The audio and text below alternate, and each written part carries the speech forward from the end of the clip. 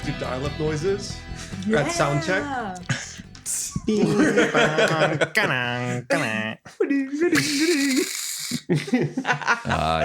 Remember when the internet was the phone? Mm-hmm. It's like, hi, I'll be playing Carmen today.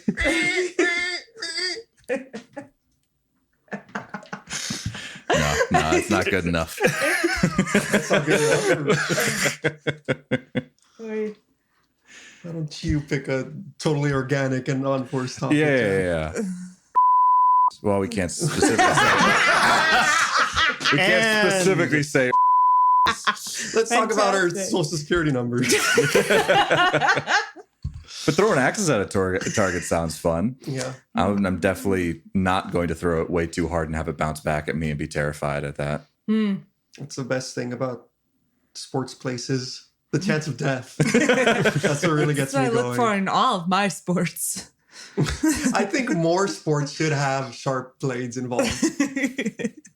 Hey, hockey's got it down. Hockey's doing it. Yeah. And I mean, you're allowed to slam people into the walls. Yeah, but you're not allowed to do anything with the blades themselves, which kind of defeats the purpose. You don't play my street hockey. It's very uncomfortable. Street hockey with ice skates on it. Yeah. The ice skates go on your hands. Just the scraping of metal against asphalt. Yeah, my Heelys have two settings. Stun and kill.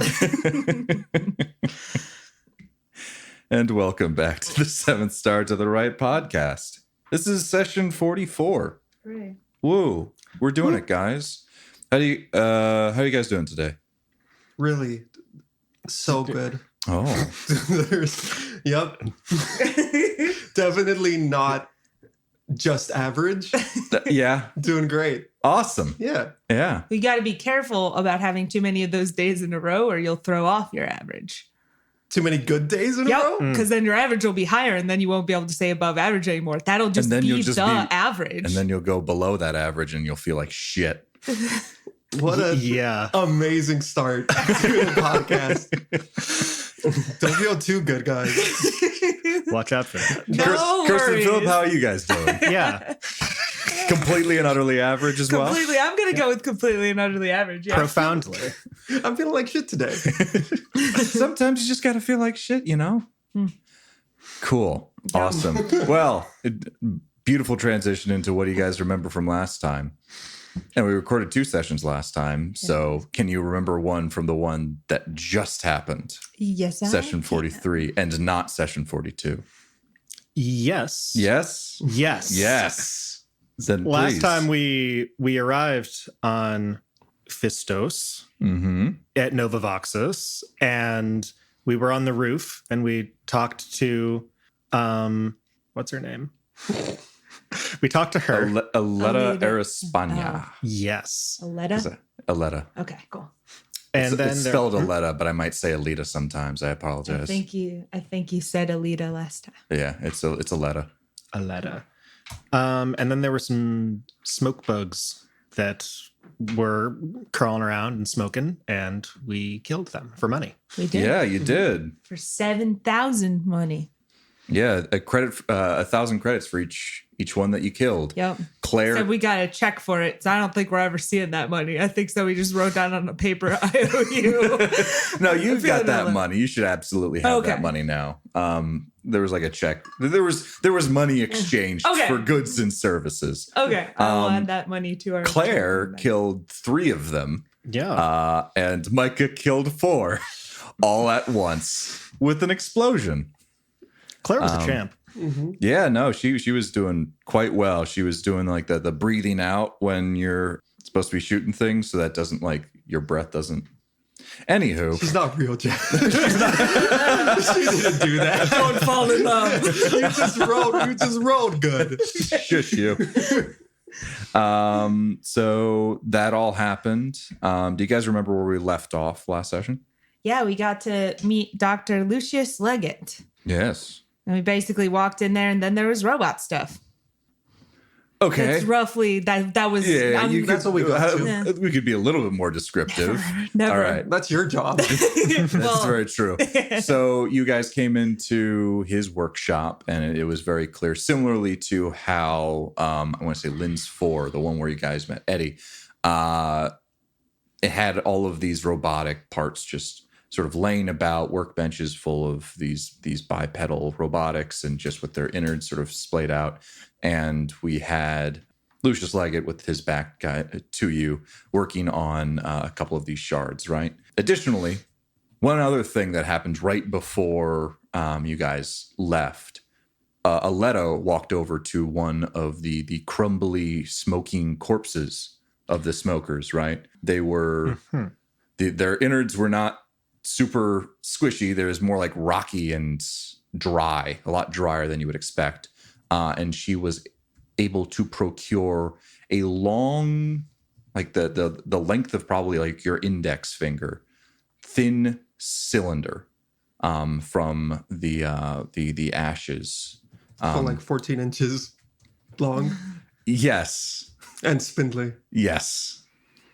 Perfect. Just making sure. Yeah, exactly like your index finger, David. I'm just now realizing. Specifically the one on your left hand. The left one? The left one, The top yes. or bottom one? The bottom one, of course. Oh, okay. the one with all the spikes on it. Come on. What is this, amateur hour? So she recovered that from one of the corpses and was also going to ask Dr. Lucius Leggett about it. All right. I don't believe there was anything else major. Oh, yeah. You guys dropped off Arcus. Arcus paid you guys. He just left. Yeah, And he It just was fucked so off. funny. He went into Nova Voxus and you guys were like, okay, see you, bye. It was like And we then- were actually in Uber for him. Like, 100% was like, all right, thanks. Right here's fine. That is exactly what happened. I mean, And he it was- didn't want to overstay his welcome. It was great because after that, then the people at the base started making a big thing of like, "Oh, why are you here? You could be spies." And like we already let a bear man loose in their city. So It appeared that Dr. Lucius Leggett did not go through the correct proper channels. the proper channels, and Aletta was not aware of your guys' arrival, and then was also not aware that there was a fifth member of your party that was no longer there, and was quite upset about that. I think that's the best way to put it. Yeah, but then it all worked out because we got attacked. Yeah. So it's fine. We're best friends now. Yeah. Everyone forgot about that. You guys are all right in her book. So yeah, we left off with Dr. Lucius Leggett, and I'll describe this man once more so we can get a fresh picture of him. He's a lanky, spindly man in a pristine lab coat. As he talks, his glasses are constantly sliding down his crooked nose. And when they are fixed, they merely start their journey down to the tip of his nose again. So he's constantly pushing them back up his face as he talks. And he sports a well-kept but bushy silver beard. And this man, having just turned around with what Nona immediately recognizes as a shard of a True Eye core, says, "Ah, Aletta, it was wonderful to see you. Absolutely wonderful. I came across a wonderful discovery at this very moment in time. And who are these fine gentle folks?" Hello. Hi. Yeah, you watch it. Hey. We're mostly ladies. Yes. He saw Alex first and then saw everyone else, and so updated in the middle of his You correct word. that to gender neutral, please, sir. Gentle folks. There we go. Hey, yeah, we're answering the Quest. quest. The Yeah. request. I had Yes, something the request. Yes, absolutely wonderful. Yes. I suppose you guys have a ship that we can travel into the Phistosen Wastes. Otherwise, we'll have to, leg it. And as much as my name perhaps implies that I am good at walking long distances, I am not actually, in fact, very good when it comes to the athletics. Anywho, Yes, we do in fact have a ship, but just want to make sure that everything's okay in here. We are all set to go into a desert, and once he does that, Alex making sure the paperwork, that has not been processed is okay. Looks over towards Aletta. Aletta goes, all right. first things first. Let's go over. You're a bit of a scatterbrain here, Lucius. Yes. I know quite a bit. First off, let's just talk about what you have on that table right there. Can you please explain? Oh, yes. Well, to our friends here, I'm not sure if you're familiar with the pretech idea of a true AI. Is that correct? Is that false? Nah, never. A little bit in passing. Yes. Well, so it appears that the as Nona says nothing. Nona's just like, yes, Nona is going back to her whole like saying nothing and be like, and just nodding, like not saying, because, you know, she loves it when her NPCs ask her questions for her so she doesn't have to draw attention to herself. This is going great. Excellent. Now I don't have to deception. Well, you see, I have reason to believe that at each one of these mega factories on Fistos was, at one point in time, a true AI core, and that the true AI were the overseers of these different factories, you see. And so... Were true AI that common? Well, not really. It takes quite a bit to scour and actually find anything about the creation of these creatures. It was very difficult, you see, in order to create such a creature, a completely mechanical, living being. Well, the fact that there were at the very least 4 of them, well, one can assume that these different factories, we've gone over the schematics, they are effectively replicas of one another. And within the housing of this Nova Voxis is one of those cores.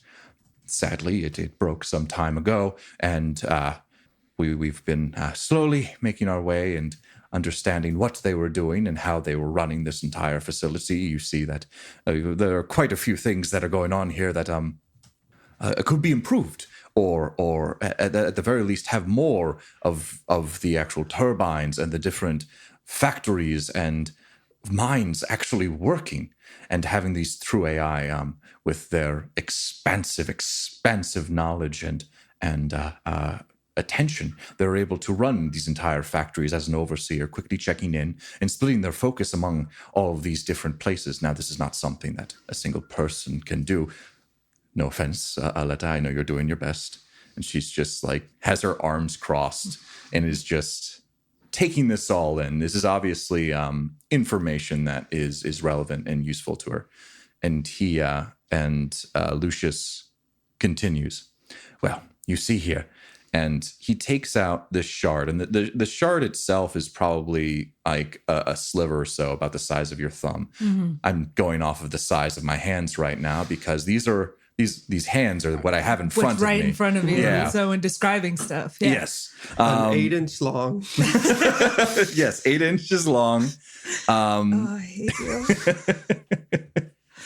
And he takes this device that seems very, very sleek. It has these 2 wires that come out on either side of it, and he presses either one of these wires to one end of the shard. And when he does that, this teal color within this shard, this pale teal, just starts to light up and start to have this inner glow within it, very similar to what you saw from Nona when she had her core out, or Quinn when you were talking to her, just this innate glow behind it. And he says, what I have here is called metameter, you see, and it is able to both generate metadimensional energy such that it passes through different materials, and it can measure the resistance of different materials and how well it is at passing this metadimensional energy, similar to like a voltometer, but, you know, for instead of electricity, for metadimensional energy. And this right here, this true AI core, as I believe it to believe, because during my readings, I've found that a true AI is some combination of these different crystalline structures of unknown origin or creation, and additionally some kind of flow within it a metadimensional flow specifically. So, as humans, we have brains, which are just a combination of cells, which passes electronic signals from one to another, whereas a true AI core is some other kind of material passing metadimensional energy signals from one part of its core to another. I would like to look at this shard of teal core, and see if I can sort of tell what broke it. Not necessarily what broke it, but we were discussing earlier with the Senna project, the idea that it overloaded and it shattered along fault lines. And so I'm looking for evidence that this is that or something different. Yes. Can you make... Are you actively doing this in front of him in order to take a good look? Okay, so you're just sort of coming looking over. At it. Okay. I mean, he was like, "Come look at this glowy shit." Yeah. And I'm just looking at the glowy shit. Can you make a intelligence? I'm gonna say program check. Can do. That's the thing that I'm good at, you guys. Ooh. That would be a 13. 13. So when you were talking to Zix before, they mentioned a couple of different things, that there is obviously these two parts of True AI. There is the substance itself, which is still a little bit unknown, clearly to Dr. Lucius Leggett as well as to yourself, that you only know as these crystals. And then there is this flow of metadimensional energy, and it's the combination of these two things which creates a True AI. And specifically with Senna, there were enough of these inconsistencies, these flaws within this material that when the metadimensional energy was trying to brought into it, caused the material to become brittle and shatter.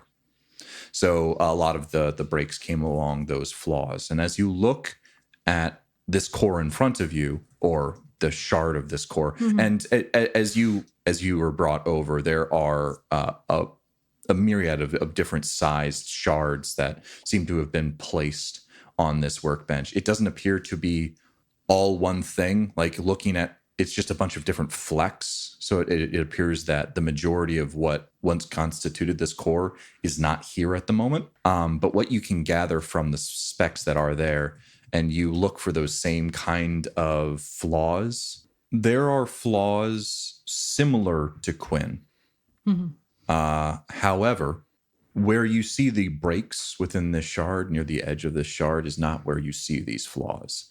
And it doesn't appear to be along any particular route of flaws. So the best you could surmise with the flex that you see in front of you is something different than what happened to Senna happened to this core.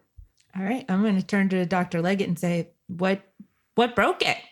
Well, it was broken before we got here. I'm not entirely sure how well you are familiar with the Phistosen history, but Phystos didn't used to have any humans pre-Scream. Post-Scream, there was a colony ship that made its land from pre-Scream times. There was a whole mess of things that happened after that, but we don't need to get into that. But effectively, we found these factories like this. Apparently, there was some great battle. I'm not entirely sure of the specifics. You can certainly ask Aletta. Her family grew up in one of these, so she may know a little bit more. And Aletta's just like not paying attention to this part because it's her history and she doesn't really care. She's very much looking forward into the future. But so, yes, we came here and it was broken. The core itself stands about a person tall and perhaps a 2 or so wide. And there was some large force that impacted it into its center, causing the entirety of it to shatter completely and utterly. And my quick investigation into whether or not we could rebuild it using the current materials seems to be Without getting into details, I don't believe it's possible once the core is shattered in order for it to be reformed. But even though it broke, it still has this energy that you're attempting to measure inside of it? It doesn't have the energy specifically. This metometer is able to generate a small amount of metadimensional energy and cause it to flow.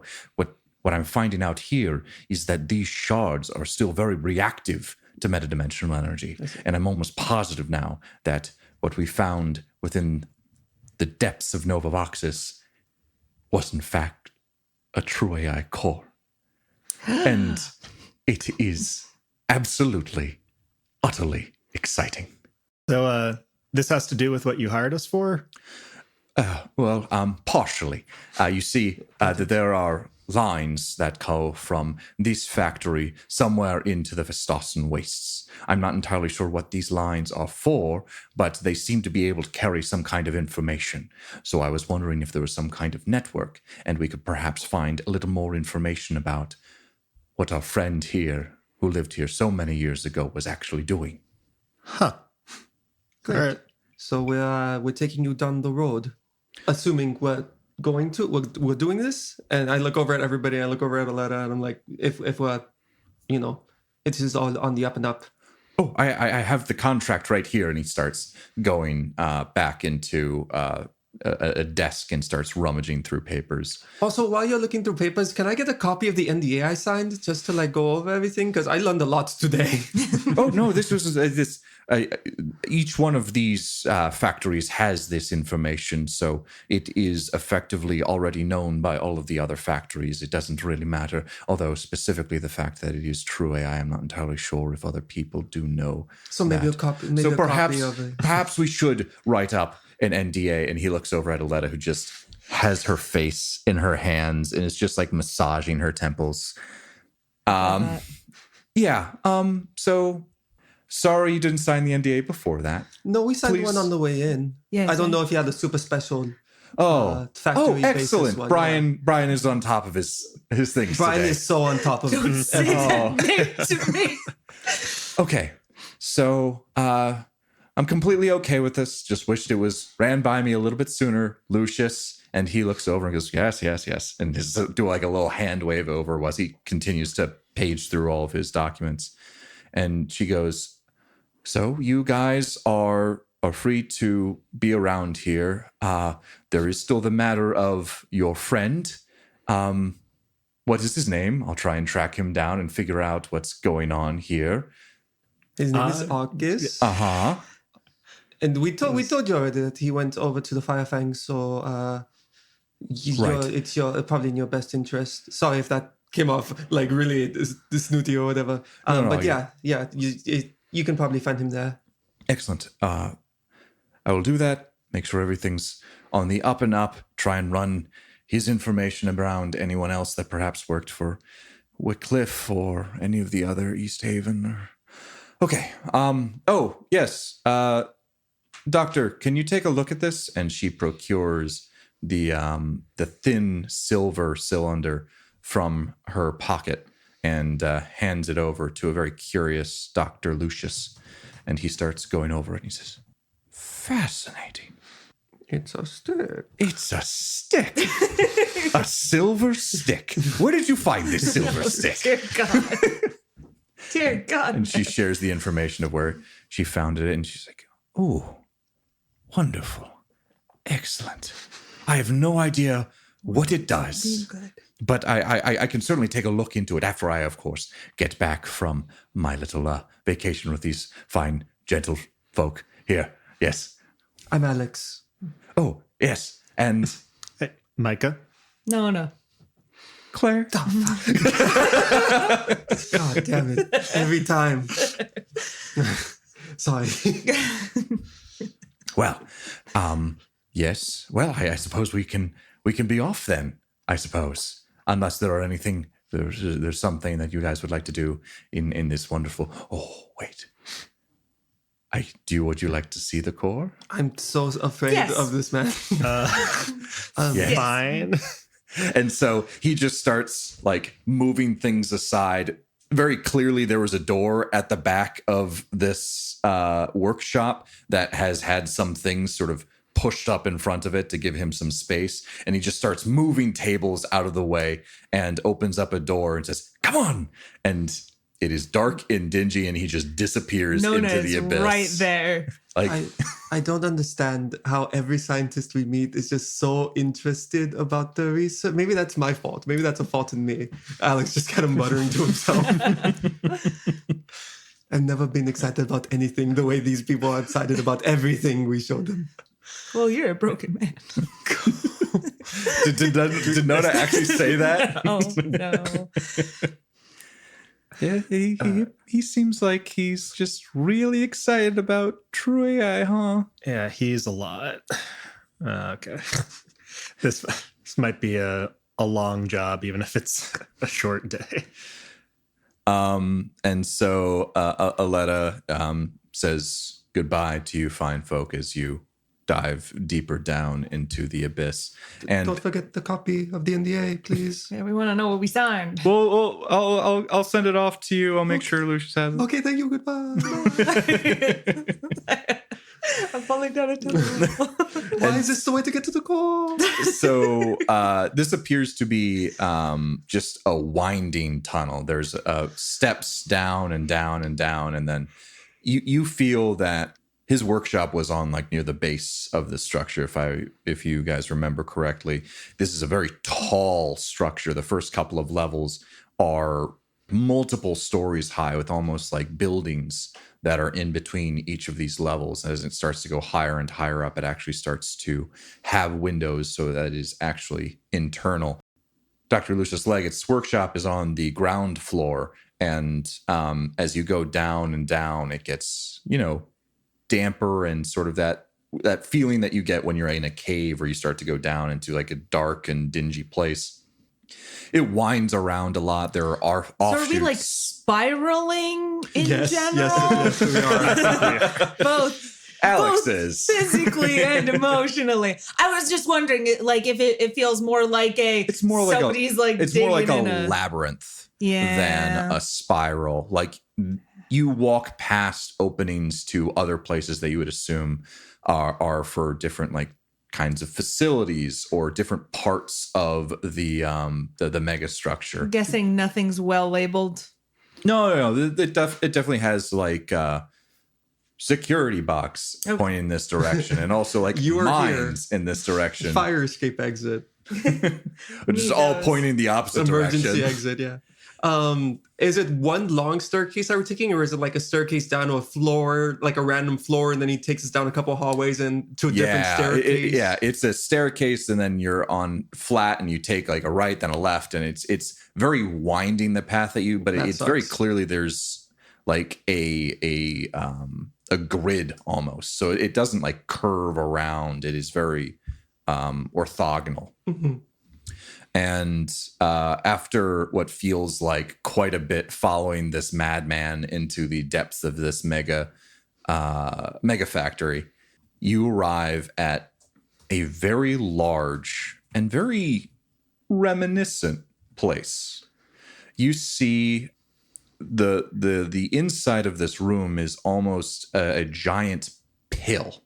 Is big cylinder, large domed ceiling. You guys step out onto a catwalk above a curved floor. The walls are filled with these different monitors and wires going in between in each and every one of them. And in the middle of this room is a tall cylinder with scaffolding around it. The top of said cylinder seems to have been pushed over almost, and only the bottom of it with its sharp edges pointing up is the part still standing. And you can actually see, Nona, you specifically see the cylinder part where, so you walked in and halfway up this, or what would be halfway up this cylinder, there seems to be some kind of impression such that a very large force was imparted at the exact center of this cylinder, causing it to break in half. And it looks a lot like Quinn and the setup that was in Glazov 5 with these wires coming out of this cylinder and plugging into the walls itself and all of these monitors. But there is no inner glow within this cylinder. It is effectively just a pile of quartz. So 2 questions. One, this one's teal, yeah? Yep, a pale teal. Right. Okay. And then, so we've got the something hit it right in the center. Is there, I would like to look for any signs of like explosion, burn marks, that sort of thing. Like, was it mechanical? Was it, I don't know how your sci-fi world works, but like, I remember we discussed way back in the day, like burn marks, different lasers do that sort of thing. Yeah, like so basically I'm trying to figure out what could have. What it looks like is almost think of a what are they called? A hydraulic press almost. Sure. That was latched, or at the very least, maybe it wasn't like latched to it, but some mechanical force, not anything from an explosion or small arms fire. This seems to have been a mechanical device that was pressed into this core with such force to cause it to absolutely shatter. And not just the core itself, as you focus on both the upper part that has been pushed over as well as the lower part that still stands, there are cracks that run through this entire core. Effectively, it may look like 2 separate pieces, but in fact, it is many, many pieces now that are just kind of lying together. Mm-hmm. Like it is not just one and one, which is something that you can do, Nona. Like you shave off a portion of your core, right, and keep it. There's something that happened that caused just the integrity of the crystal to completely shatter. Right. So some kind of very heavy-handed force. Doctor, this is very, very impressive. Did this used to be one single piece of crystal, or is there any sign that they tried to put it together? I have taken a look at the broken part, the part that is lying down, and we can very clearly trace some of the parts, the jagged bits of that on the bottom of that one to the top of this one. They were at one point one large cylinder. Obviously, when it comes to true AI, eventually you would like to be able to get it down to, something human size. But perhaps this was an early form of true AI, where they weren't able to house such an immense being within something fist-sized that could fit inside, I don't know, a chest or a head. Yes, but at some point this was whole, and it had to be brought here. Is it mined that way? Is it synthetically? It's one whole material, yeah? So Yes. This is the interesting part.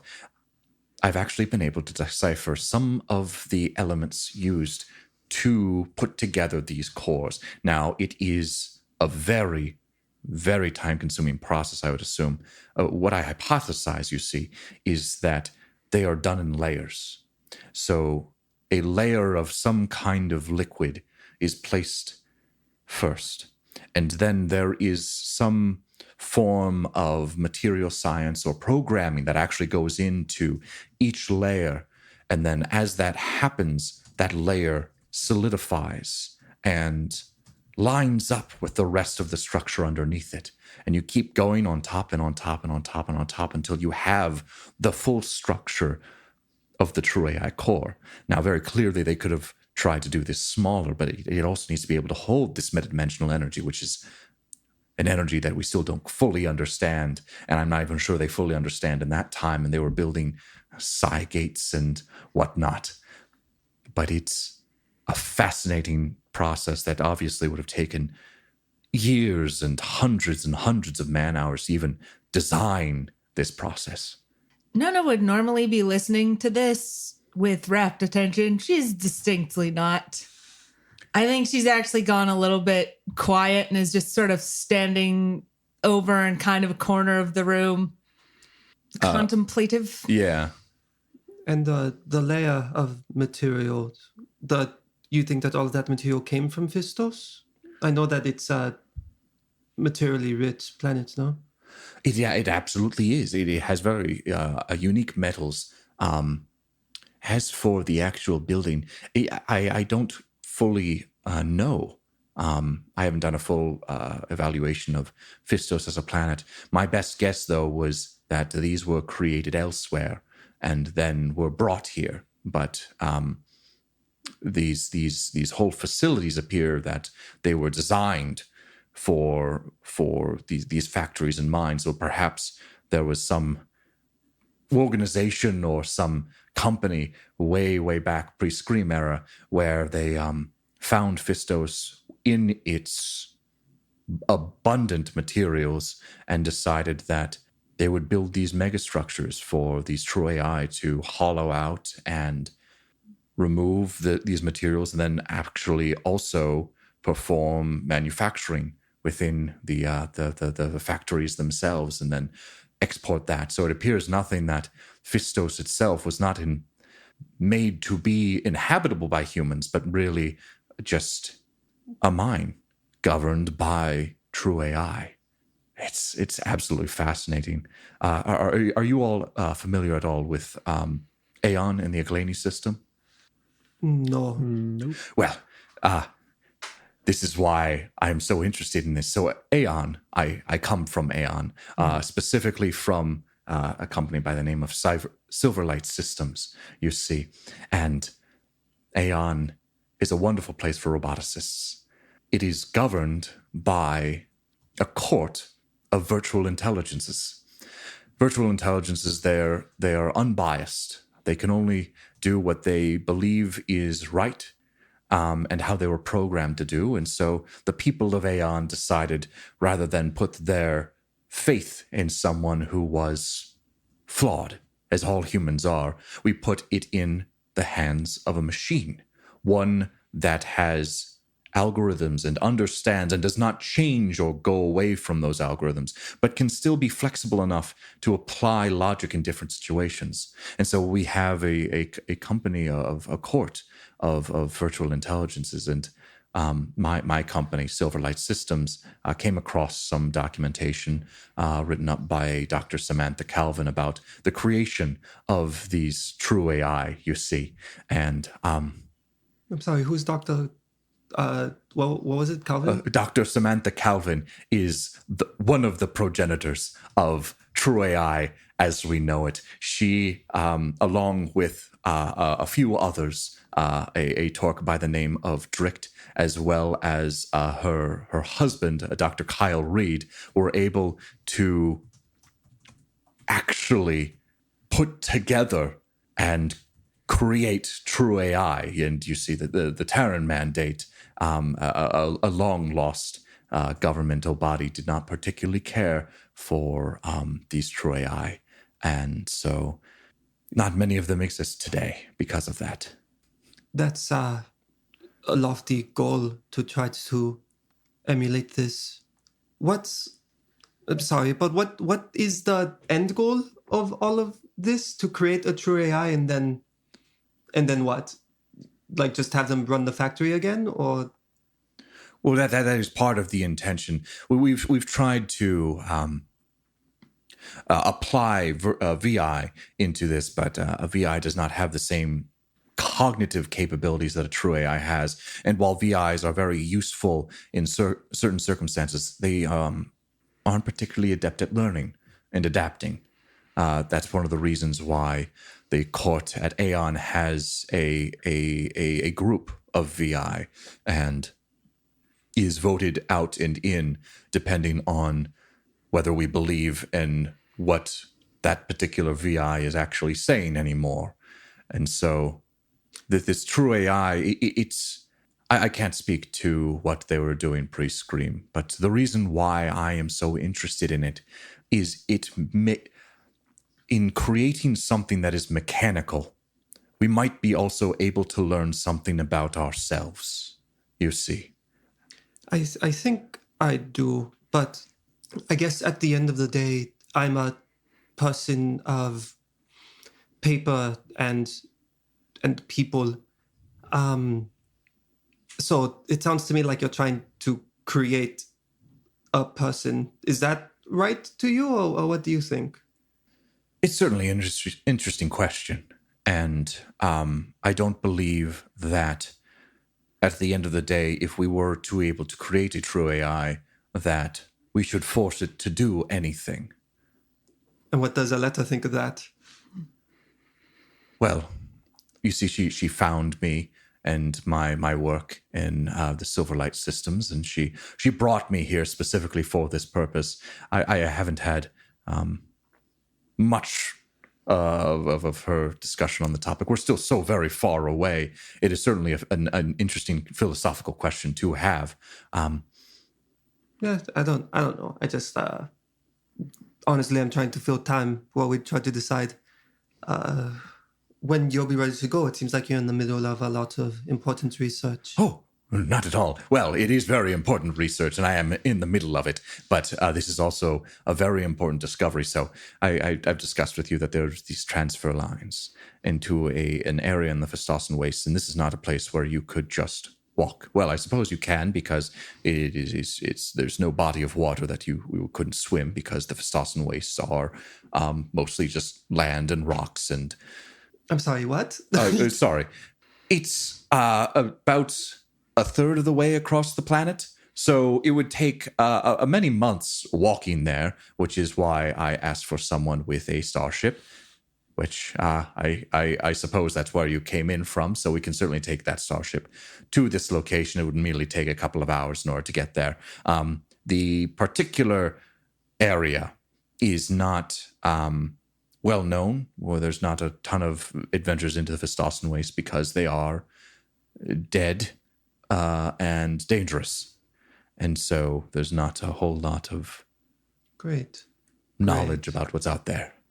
Great. So when would you like to leave? Do you want to try to get there while the sun's out and brave the heat, or are we waiting for nightfall? Are there things that prowl around at night? Do you have a preference? Not particularly. There are a few different types of creatures that we are known to us. They're been given very descriptive names. There's smokers and screamers and whelps and worms and spitters. Yes, those fine folk. We likely would like to go out during the morning so that we could actually see what we're doing. The Phistosen Wastes don't have a ton of light, you see, and if we turn on a light for us to be able to see, that means things will be able to see us. Okay. Which maybe we want to keep down to a minimum, so to speak. Right, so maybe we'll leave sometime tonight, get there a couple hours later when the sun is just coming up, hopefully not get hit by too much light. Micah, Nona, sound good? Yeah. Hey, that sounds still just standing in the corner. That sounds delightful for me. I'll make sure that I am ready to go by 0400, as Aletta says. Great. Sure. All right. Synchronized watches. Excellent. If you want any more discussion around True AI or the different applications therein, I am always interested in sharing this very interesting knowledge with whomever would lend an ear. Great. Well, if there's nothing else, I suppose we'll meet up in the morning then. I will meet you. I suppose you'll sleep on your ship, and I will just knock on the door in order to be left in to ready to go early tomorrow. works for us. Excellent. Well, it was an absolute delight meeting all of you, Alex, Micah, Nona, Claire. And he goes back to just taking a look at the True AI core, and actually has pulled out this matometer and started like placing it in different parts and causing different parts of different shards to glow. And it's very clear that when he touches parts of it, it's only a section that glows. Never is he able to actually light up the entire half of the cylinder. Nona's actually going to see him start doing that, and she's going to come over and she's going to say, "Stop." I'm sorry? She's dead. You're performing science experiments on a thing that was living, and it's dead now, and they built it, and Alex goes up and puts a hand on her shoulder. Yeah. they put it here to do a job, and it was probably very good at its job, and it didn't mean anything to anybody, and they came down here and they broke it. All right, yeah. No, it's fine, Doctor. It's just it's been a really long journey. Nona, shall we? Okay. All right, we'll see you in the morning. Yes. Yeah, we'll see you in the morning. Yes, absolutely. All right. And Alex, no idea how to get out properly, but is gonna We're just gonna kind of try. very gently lead the way out of the big room Things are well labeled. in this part of the Yeah. And so you're able to make it out just fine. It was a lot of, there were some turns, but a lot of it very straight, a lot of straight down and all of that. And you're able to make your way back out into sort of the courtyard area where the launch pad is. And so what do you guys want to do? Do you want to go explore? Do you want to just hang out in the Phoenix? You probably have, I want to say, it's probably like mid-evening, so the sun is starting to go down a little bit, but too early for dinner kind of deal. Yeah, Alex is gonna, as long as Nona is having some trouble, is just kind of gonna bundle her into like the kitchen area, just someplace comfortable, good enough to kind of sit and get around there and quiet. And he's gonna check really quickly around the kitchen for bugs, for anything like, I don't know if somebody got into. This place cares a lot about secrets and information and stuff, so Alex is going to do a once over to make sure nobody's like planted a listening device. Okay, how thoroughly are you doing this? If Nona, it doesn't offer like anything, then Alex is just going to quietly go around the Do a kitchen quick area. look, like maybe take apart the smoke detector, make sure there's nothing in there, like just the small things, not like actually breaking things over, turn it over. Can you make I'm gonna say an intelligence notice? Yeah, an intelligence notice check, I think, is the best way to do this. I rolled 3d6 and dropped the lowest. 11. So you scour all over this area, and you are unable to turn up anything, but you feel pretty confident that if there were anything in here, it would have been in the places that you checked pretty thoroughly. So you're pretty confident that this is an unbugged area of the ship. Cool. I'm sorry. About what? I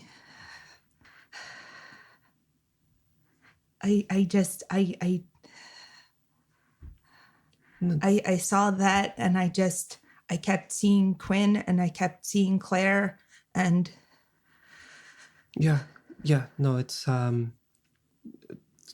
bodies and cadavers and the like are upsetting when you're not used to them and still after.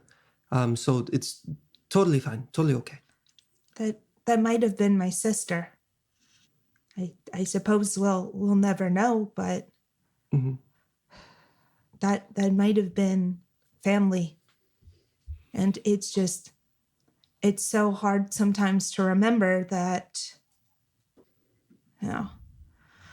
I was told in the very beginning that true AI are things that people don't like, and if they find them, they will, attempt to destroy them. But y'all have been so nice, and with the Paragon freelancers, and Quinn seem to be getting along okay, and she can't even hide the fact. And so I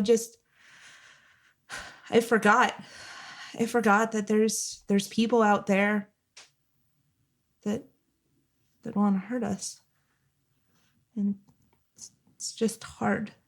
Mm-hmm. Claire will tenderly sit down next to you, Nona, and just kind of rest her head on your shoulder. Do the head back thing. Yeah. Are you all right doing this job for this guy? Yeah, I will be okay. I will be okay. I will be able to do this. And I don't blame him. He's not the one who did it, and it is fascinating technology that I would like to learn more about myself, but the world is a scary place sometimes. Yeah. All right. God, I don't have a better time to bring this up because he'll be here in the morning, and I want to be able to talk about this briefly. And I'm okay if the answer is no. Glazov 5 needs components. They wanted us to ask to try to form a trade route. Glazov 5 has Quinn. This person is interested in true AI. There's, in my head, a very clear trade route that can happen, some kind of exchange of information for goods, some talking points. Do we want to maybe let Quinn know and see if she's comfortable with this? Maybe bring it up with, I don't know, Rodana, or do that? It's just, I was thinking about that and I wanted to bring it up, but shit, yeah. I think that's a good idea. I think that we should make sure that Dr. Leggett is somebody who could be trusted, but he does seem very interested in not breaking true AIs, which I appreciate, breaking in the physical sense, which I very much appreciate. So that could be good. Yeah, he seems like he's got good intentions, maybe just doesn't appreciate some of the ramifications of really thinking about it like a person, like you were talking about before. But he doesn't seem like a bad guy. Yeah, there's a lot of excitability there, and that can go a lot of ways. So I wanted to bring that up. And obviously, we don't have a way of contacting anybody on Glazov 5 at the moment, right? We're in a wrong system, right, Jeff? Yeah. You could theoretically do like some kind of snail mail where you get, there's a similar, what are they called? Like Pony Express, where you basically hire someone to have like an encrypted USB drive and then deliver that USB drive to Glazov 5. Theoretically, that is something that you could do, but it would take on the order of like a week in order to get to them. Yeah. Possibly a little bit faster if they decide to trim the course and they have stronger spike drives than you guys have. I have a dangerous question. Yeah. We do still technically have that communication thing that was originally attached to the ship by Aaron Version, that has the capability, I believe, of communicating faster across things. That was actually not the case. Okay. It was like recording or something? Yes. Okay. That is how he got in contact with you guys. Once you turned on the system, it seemed like there was some pre-recorded message that was sent. It's like a big beacon / cell phone tower that that object is. So it effectively means that anyone within the system with the right kind of receiver could talk to you guys, Sure. but not across All right. systems. Sounds good. All right. So, I mean, at this rate, it would take us about the same amount of time to finish up what we're doing here. Maybe go back to Glazov 5, pass off the information, let them decide what to do, and maybe let them kind of take the lead on that trade. So that's what I'm in favor of. I think that's fair. I think that maybe we send the message in case we get unexpectedly delayed, and then if we beat it there, so be it. There is a question trade-off, of course, of secrecy and whatnot, but Yeah, I mean, they are trying to stay kind of off the grid, so to speak. So we need to give somebody, I mean, do we have I guess we have their coordinates because we're able to find them when we want to. Yeah, we know the last system. Yeah. And Virgin found them somehow, so, they have that. Yeah. Even if it's something encrypted, I think I'd rather not send that message with somebody else. Because we're talking about pretty sensitive information for everyone involved, but especially, I don't think that Rodana would want someone else finding out about Quinn. Yeah. okay. Okay. We'll hold off. Tell them ourselves. Keep this open.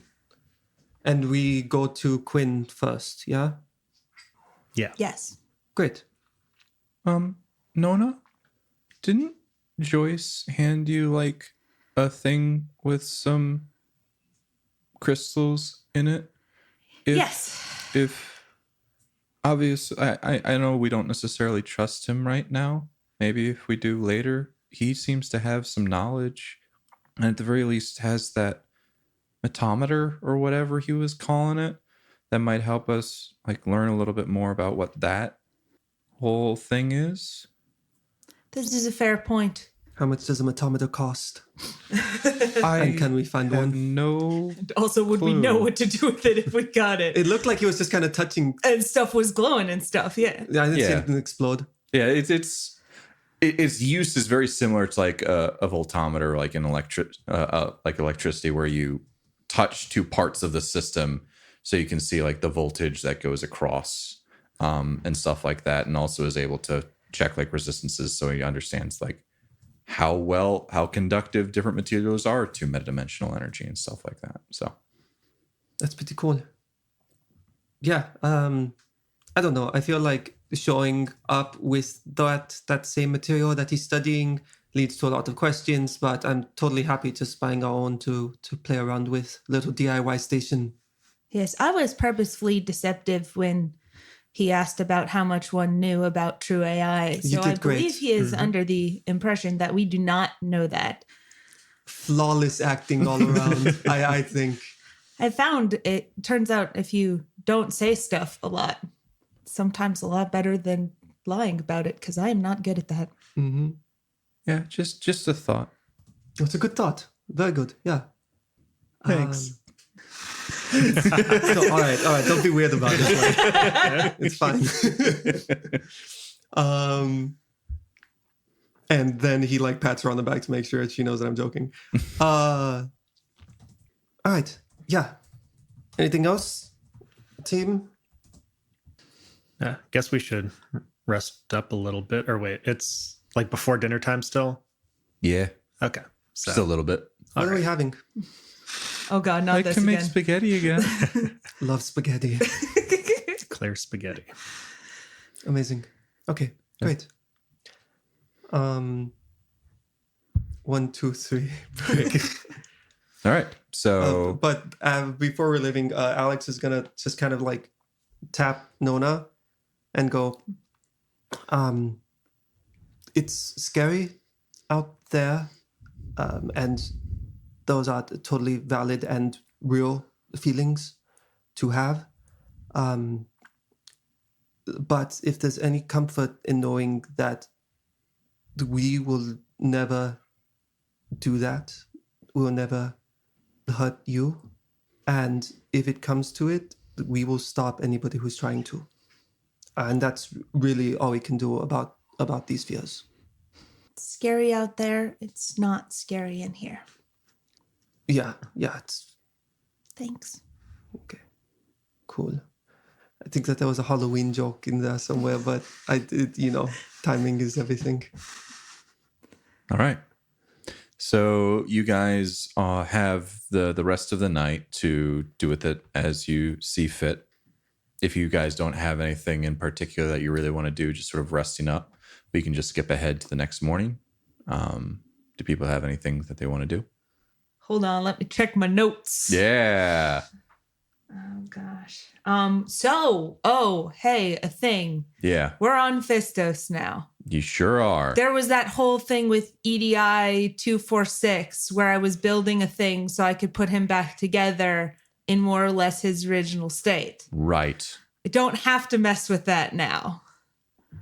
So there were two parts of that. There was one getting a robot that actually could fit the VI sort of thing. And then there was also putting together the drives in such a way that you could read them as well as would be used by him.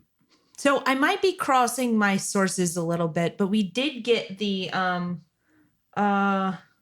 Drift. We did get that information from somewhere. I thought that was vaguely right. I hacked and I got one question.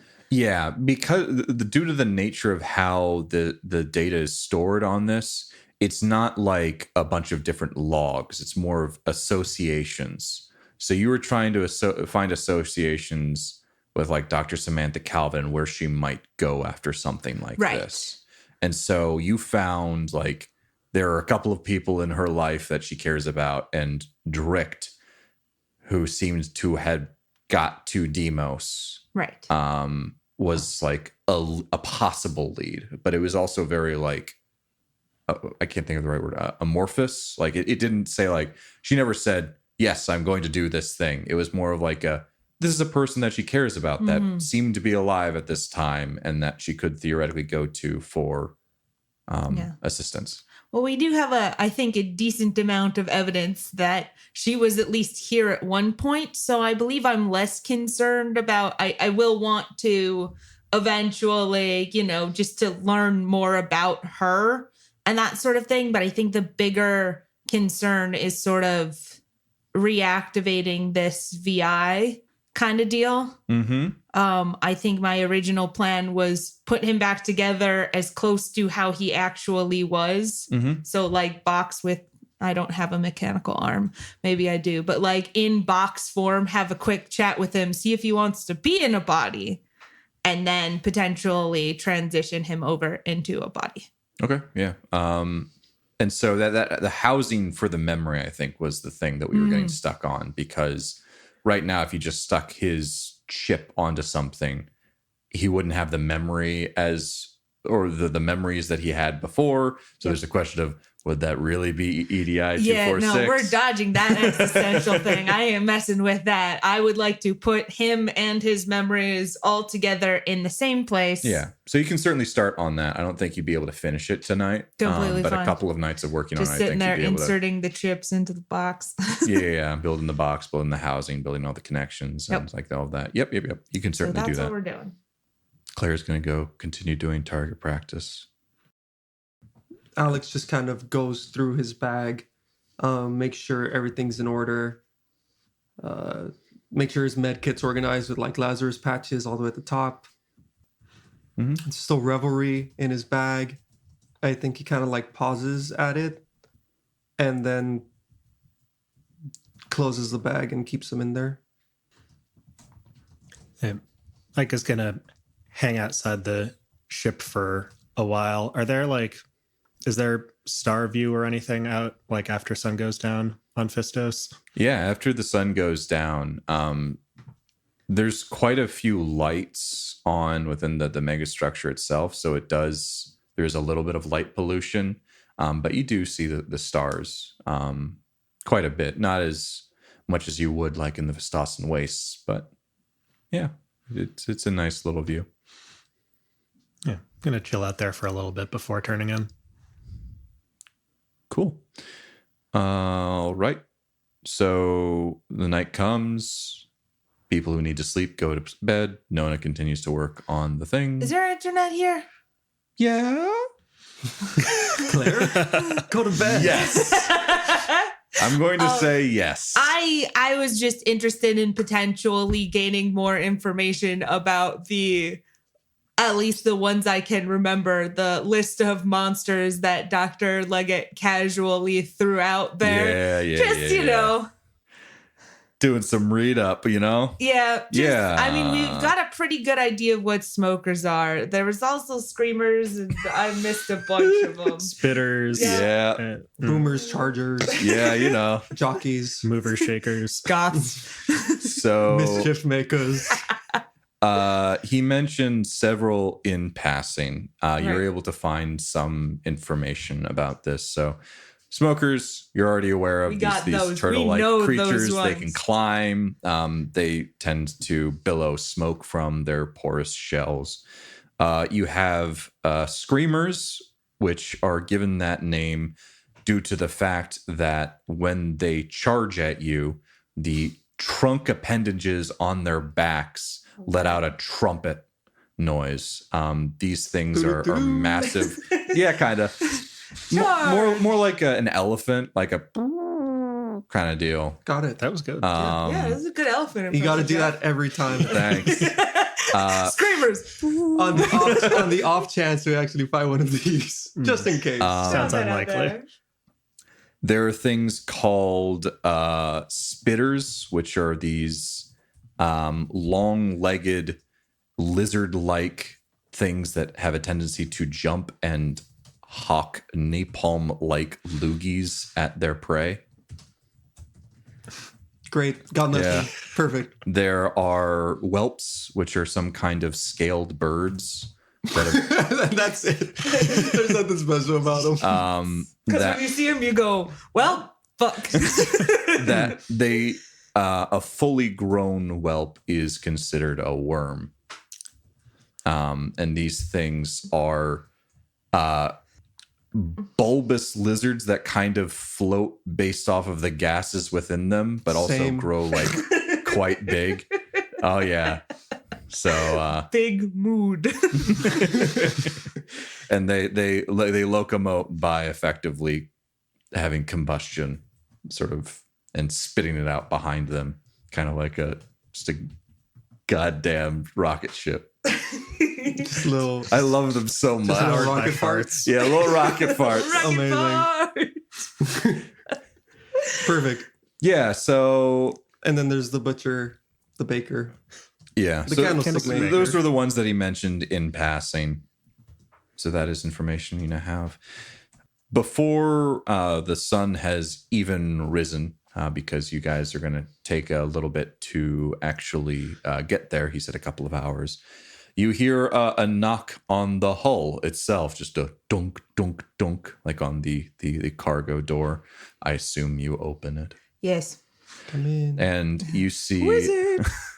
you see Dr. Lucius Leggett. He has just too many things for a day trip. So he has like a backpack that has like schematics pouring out the side of it. He has a handful of different types of electronics and some kind of toolkit that he has just sort of in his arms as he's cradling it. And because his hands are busy holding all of this stuff, his glasses have slid all the way to the tip of his nose. So he's also leaning his head back a little bit so he can see you. And he says, "Oh, yes. Hello. Are we ready to do our little adventure?" Yes. Yeah. Are you? Can I help you with Do you need a something? hand with Oh, that? yes. And Micah, as you just like put out your hand saying, "Can I help you with some of it?" He just dumps half of it into your arms. It's actually quite heavy. It's a lot of different types of programming equipment, some kinds of just like toolkits that you would be familiar with from your work on some space stations.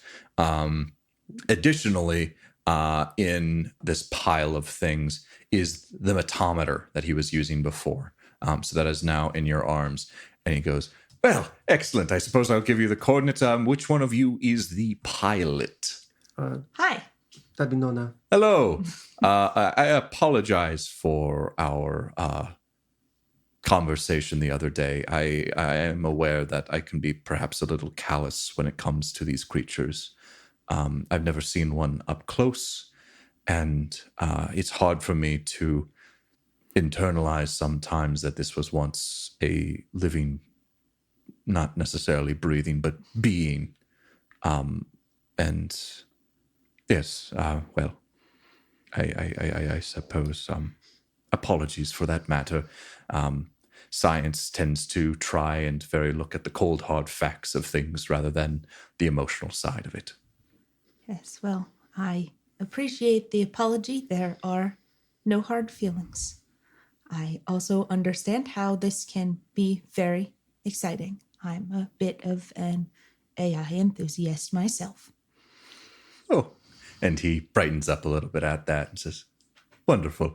Well, and he takes out like a comm pad that has these coordinates and he says, well, one important note, I don't know where we're going to be able to land. So we'll likely want to head towards these particular coordinates and then wherever is good to park, some clearing or something like that, preferably not in a swamp. We can do so, and then we'll probably have to do the rest of that by foot. Or I see you have a vehicle that we could perhaps take out, if that is you are so inclined. Rat! That was the thing I should have done. What's Instead up? of the EDI project, I should have fixed the darn vehicle. It was on my list. I just forgot. Oh, yes. It broke. It's not broken. It Yeah, has couple taken fragile. some damage. For a Right. couple hours. Also, you guys have spent the night, so you guys heal back your character level and HP if you have not already done that. Great. Except for Nona. Except for me. Although I don't Nona, think I got that hurt. I think you all had to do some kind of throw because of the explosion. Oh, yeah. Yeah. Can we just say that I took the 15 minutes required to do that? No, I have figured that would have definitely been on your list of things to do. I will reduce the resources required by one. Yeah. And if we've got a few hours flying over, Micah can try and do some basic repairs on the ATV while we're in transit. What is Dr. wearing? What is Doctor wearing? What is Doctor wearing? Is he like in a lab coat or does he have a vac suit? So yeah, he has taken off the lab suit. My. Doctor. He has these like very thick, like flame proof pants, like almost that you would wear as I was going to say a flamethrower, a firefighter. So it looks like he's dressed for like combat. He's not like fresh out of the lab or no, and he does have some secure clothing like over top of it, and he notices you checking him out, checking out what he's wearing. He and winks. He says, yes, well, we can go over a little bit about this during the flight, but the Phistosen Wastes are non-water-based ecosystem. Tends to have a lot of methane and methanol. So I will, and he procures a couple of these breathing masks. I've procured a couple of breathing masks for us all. There are some odors out there, we should call them, that are unkind to the human lungs. So wearing this should be completely fine for those purposes. Your skin contact is not all that worrisome. Due to the nature of methane and methanol just sort of being around, fires do start quite regularly, and so perhaps some flame retardant clothes are in order, which is why I've got these slacks, and he slaps his fireman pants. wonderful. But hopefully we won't have to stay out there too long, and hopefully we will not come across anything that ignites any of those odors. Are you carrying a weapon? Oh, I don't really believe I should. You see, I've never trained with a weapon. That's why I've hired you all. I can certainly, if you have one to spare, I can take one. And I am fully aware. I turn off the button in order to make it go and be deadly. And then I just sort of point it at the thing I want dead and then pull the trigger. Let's keep the safety on, yeah. Maybe let's not give him a gun. But Are you sure? if we end up separated, that could be bad. I do not intend to be separated from you folks. Very much. Of course not. This is why I've hired you. So yeah. I mean, if you're not comfortable, just stick to Claire. She's a dead shot. And he looks over at the small child, and she just sort of smiles and waves back at him. Don't let her fool you. I killed 3 smokers yesterday. She'll murder you as soon as look at you. Do you smoke? And he It's all right. Take a moment. Claire's really into Dare. That's it. We're gonna get her like all black Argos, leather and like just... I was gonna say because Argos is like sitting next to her, and he's just kind of like eyeing this new person up, and Dr. Lucius Leggett goes, "Oh, you have a puppy. May I pet him, please?" It's Claire's dog. Yeah, you can do that. So he pets the I dog. am actively watching this guy to see if he can tell it's a robot. He's not picking him up. It's the number That's one trick to completely figure out if fine. something's a robot I pick it is up. to pick it up, and if it feels slightly heavier than it probably should be. But okay, no, he No, 100% he just- thinks it's a dog. Yeah, he just thinks it. Okay. As far as you can tell, he just thinks it's a dog. Okay. All right. Well, You failed my first test, sir. so I suppose we should just get on going then. Tally ho and all that. Yeah, we'll give you the You have to tour. get going before show he you gets the more restroom. British. What was that? Give you a tour. Show you where the restrooms thank are. you. Yes. And so you guys, you do that. I'm not going to have you RP that. And I will go while they're doing the tour, do the whole, lift off. Yep. These are the pile of blankets that we abuse. Oh, right. That we shoot with our guns. This is the fire pole that we have to remember exists. Here's the smuggler hold where we found Clarence. I mean, Don't tell anyone. Wing. You can leave your matometer right there. So, I mean, he has left all of his stuff out in the cargo bay. So, Micah, you did see that the matometer was right there in your hands if you wanted to do anything with it, although Nona is kind of busy with piloting the ship now. Alex and Claire take Dr. Lucius Leggett on a little tour. I'm like picturing you just doing this to like those shards we found and them just like screaming or something horrifying. Like, I'm going to just stealthily do the thing. It just blows up. Like, exactly. I've got a sense of foreboding. we were just rewatching that episode of Steven Universe. We were, yes. So that's fucked up. Anyway, so I'll take his stuff, just kind of dump it on the floor, I guess, if we don't have a better place, and then go try. I mean, You probably have like some racks or something to put it on. Yeah, So it's I was not going to just say you sliding could around have on the ground. Arcus's room now. That could just be the guest quarters. That's true. I guess we have a guest room. We just have we have a celebrity guest on Of the week, every yeah. week. That's where you live. Mm-hmm. So if that's all that's happening there, Nona, you're given the coordinates. It's just a couple of hours drive flight.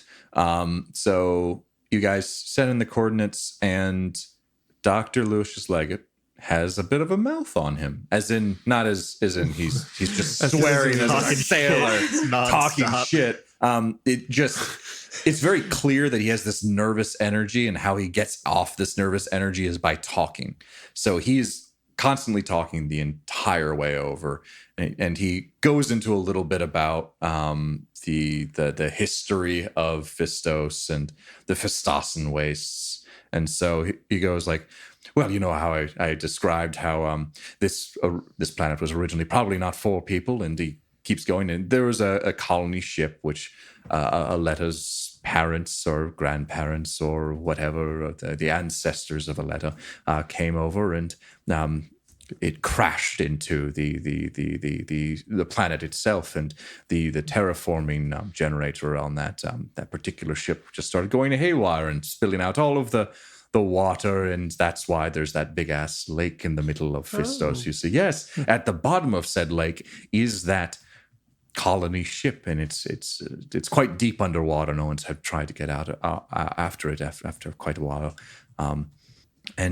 So the first couple of centuries or decades after the crash, there was a lot of infighting, and each of the different groups sort of fractured off of each other and found the different mega factories, and that's sort of how we have Fistos today. And there were some treks into the Phistosen Wastes and awful, terrible things. Sort of, I've heard from Aletta.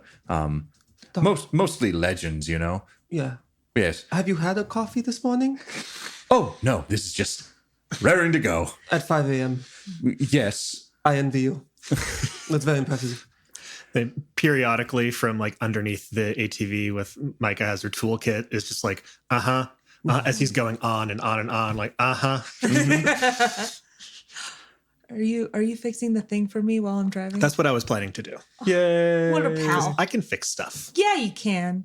So this was condescending. I meant it to be enthusiastic. So this was a ship from the Terran Mandate, presumably, that came out? Or? Well, possibly. You see, the pre-Scream, there was the Terran Mandate was a long forgotten governmental body. You see, when humans and Ursum and Torque colonized these different systems, this was part of the second wave. So the first wave was using primarily spike drives, and it turns out as you go farther and farther out, it's a lot harder for some central governing body to actually govern if it takes a year in order to get to one end of its empire, so to speak. And so it certainly was a powerful force, and believed that it was the authority for all life at some point. And so that's why there are systems out here near the outer rim of this empire, so to speak, quote unquote, because it never really was an empire. But the Terran Mandate believed they were still under their jurisdiction, and the people here did not. And so they sometimes they did things that the Terran Mandate didn't particularly like, and the Terran Mandate did things that they did not particularly like, particularly attacking them and destroying their research and whatnot. But the Terran Mandate, I would assume, is very, very dead after the Scream. They relied very heavily on psionics and the psionic tech. Interesting. Yes. Great. It's funny to me that was the one colonizing ship, or were there others? So was it like every city came from just kind of this blood feud from this one ship that crashed? Yes, so as far as I understand it, the crash happened, and already then quite a few people died in the crash itself. When they woke up to a place where terraforming had not been performed on it, and it was a methanol-based ecosystem with awful creatures. And I think 90% of them, of the original crew, or the sleeping colonizers, only 10% of it made it out the first year. And from there, groups sort of splintered, and when one found one factory, they try and took it for themselves, leaving the others out, and the others eventually found the other ones. And so these different companies grew from those different mega factories, started doing things, and then starships being able to be found and created and visiting. And so there was then interstellar trade, which was very useful for the different mega factories. Yes. If it wasn't 5 a.m., I would offer you a beer or something, but water? We just we just got a new pipe system in. It's great. Oh, excellent. I'll new certainly piping. have some water. You see, there are some very fascinating stories All right, around the here we go. Phistosen Wastes. There is, due to the fact that people were going out into the Phistosen Waste without, as you pour him the water. Here's your water. Yes. Thank you. Yes. So they go out to the Phistosen Waste, and because methane can cause some irregularities within the brain and seeing things and hallucinations and all of that. There's some absolutely fascinating legends about the Phistosen Waste, moving mountains, pools of liquids that if you sleep by them will take your life as you sleep. Diseases that can cause the body to petrify as it's still living, well as a grand obsidian mausoleum in the Phistosen Wastes that holds apparently the devil himself. It's just absolutely fascinating. Let's go there next. You know how you sleep next to water and it stabs you? And it steals your wallet. It comes up really and bad. shakes you. And it mugs you. And they're like, the devil did it. No, it was the water. God. Doctor, you should really drink that. You don't want to be dehydrated before we even get to the desert. Oh, yes, absolutely. And he downs it quite. Let me get you another one. Thank you very much. I showed you where the restroom is, yeah? Yes. Thank you very much. Whenever you need it, feel free to just get up and leave. You don't have to be here. I am driving, and I, for one, find this all fascinating. Yeah, and so he continues going on about like the history about different true AI, and I actually did have a question for him. Mhm. I wanted to know what the odds were of finding, in his opinion, the odds of finding an intact true AI somewhere else on the planet. on the planet itself. Well, you said there were, Well, yes, there were 4 factories that the colonizers were able to find. All of them, as far as I understand it, had shattered true AI core. Considering the fact that we found these 4, it just in the middle of nowhere and only around the ring that most humans could go.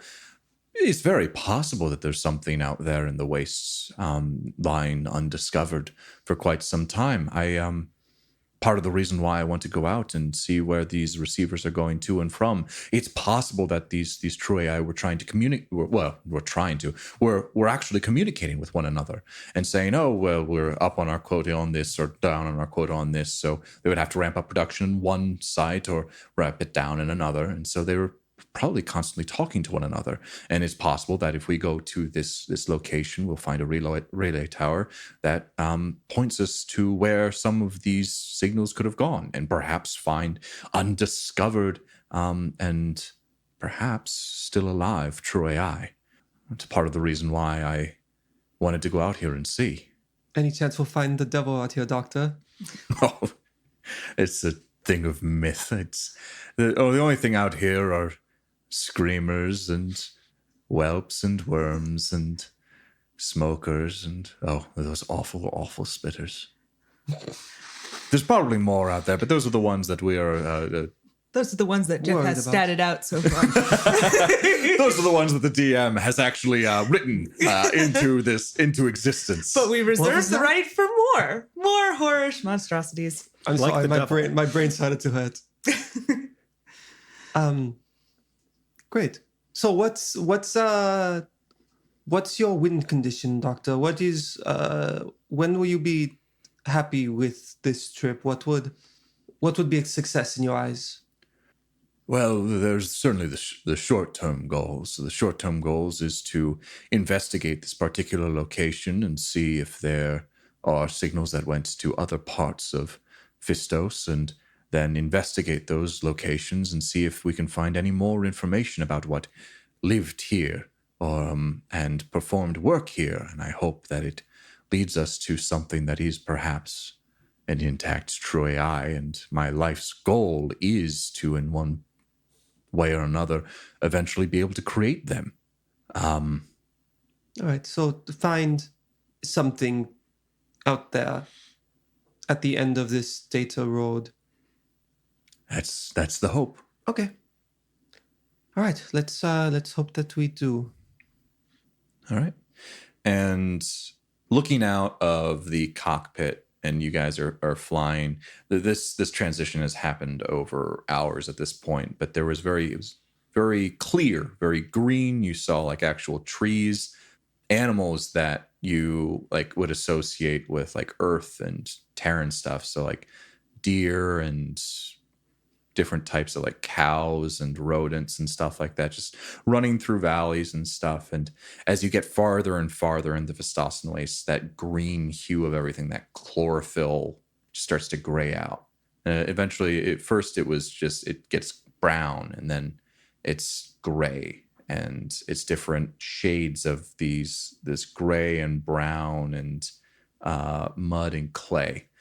And as you get farther and farther into this, there's just a haze that seems to go over a lot of the ground area of this part of Phystos.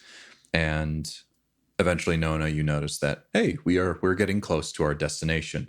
And you look below you, and it is just thick smoke. You were able to locate an area of a clearing almost, and it on the graphs that you're able to get from the cockpit, it is stable enough ground to actually land. And so you guys land and touch down. You open up your cargo bay, and you just see it looks like what a forest would look like after it was burned down. So there are very clearly these living organisms that are the floor of the Phistosen Wastes, but there are no leaves, and the trunks themselves are just these big, outstretched rocks almost. And you notice that from the tops of these rocks, just wisps of smoke sort of fly into the air, slowly float into the air, causing this haze. And the clearing that you found was free of these trees, almost these Phistosen trees, leaking out this haze.